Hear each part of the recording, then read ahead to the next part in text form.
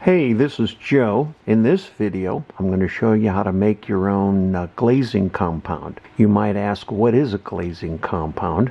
Glazing compound is like a body filler, but it's very thin. What you can do is, if you have pinholes in a surface or minor scratches or even minor dents, Bondo is great for filling holes, but it's really thick. And when you apply the Bondo, you then have to do a lot of sanding to bring the surface back down to where it's smooth and flush with the surface that you put it on. Glazing compound is basically a thinned out body filler, and by making your own you can save yourself a little bit of money. You can then take some artist brushes and you can take the thinned out glazing compound and you can brush it on. Again, very minute surface imperfections like pinholes and things. So what we're going to do is we're going to take some Bondo. We have a glass jar. You don't want to use plastic because polyester-based resins and acetone will dissolve plastic. So you can mix up a batch of this, put it in a glass jar, and keep it sealed and use it anytime you need to use a glazing compound. So what we have is we have some Bondo, glass jar, mixing stick, and because when you mix up a glazing compound you usually mix up a very small amount, so the cream hardener that they give you with Bondo is too much. So what we need is some liquid hardener. The technical name of this is MEKP, which is methyl ethyl ketone peroxide, and when you use this you're only going to need a drop or several drops. So the cream hardener is way too thick for mixing in small quantities of your glazing compound. So what we're going to do now is we're going to take our glass jar and we're going to take some Bondo. Make sure your hands are protected. This stuff is pretty toxic. And then we're going to take some of the Bondo and we're going to put it in our glass jar. Mix up however much you think you'll use. Again, if you keep the jar closed, you can pretty much keep this indefinitely, just like Bondo. And I have a bit of glazing to do, so I'm going to mix up a fair amount here. That should be good enough for now. And then you're going to need a little bit of acetone. Again, don't put acetone in a plastic container. It will dissolve it, so either glass or paper or something. And then we're just going to add a little bit of acetone at a time. Now the nice thing about making your own glazing compound is you can make it as thin or as thick as you want. So in this case I have some pinholes I have to cover up on a body panel.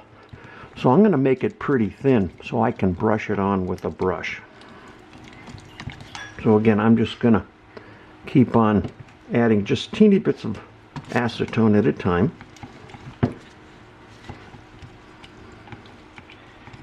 And I'm going to mix it up.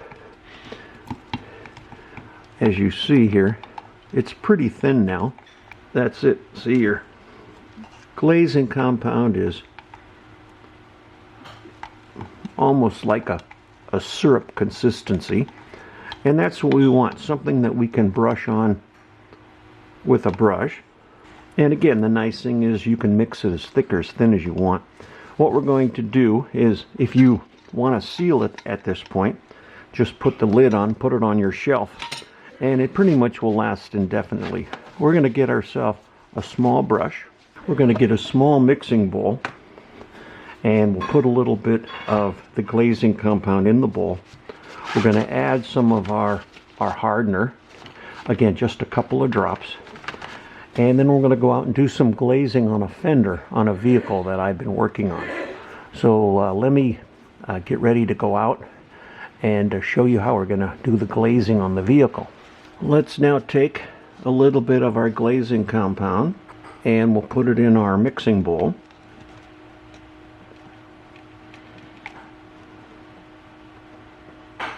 And you see we're not making very much. That's why you need to use just a small amount of your MEKP, which is your hardener. What we're going to do is take and just put like maybe 2 drops.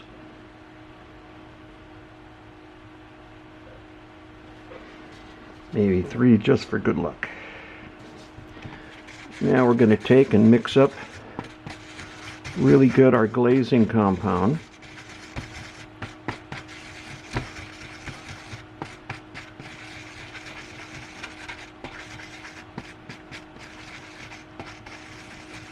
Mix it up really well.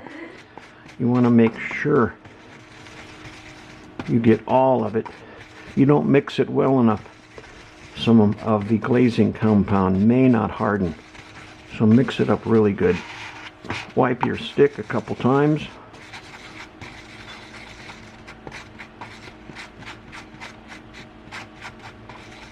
We're going to get ourselves a brush.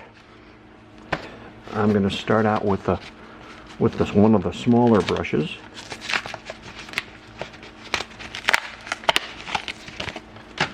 Okay, let's go out to the vehicle and we'll show you how we're going to apply the glazing compound. The way the sun is hitting the fender, you're probably not going to be able to see the imperfections. I have some pinholes and very minor indentations here, and I have some over here, but again, you're probably not going to be able to see those. So what we do is let's get our glazing compound, and then let's get a brush. And what we can do now is very gently fill in the imperfections on the fender.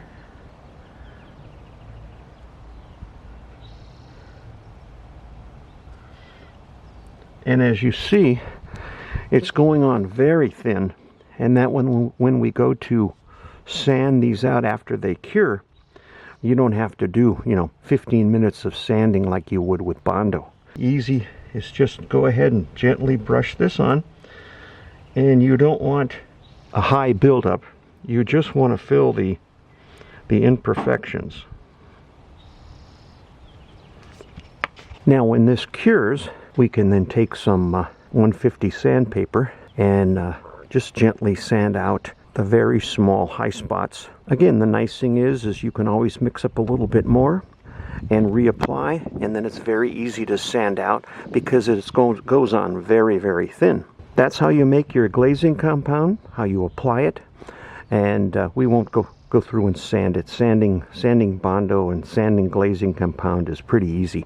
So hope you enjoyed this video, and we'll see you next time.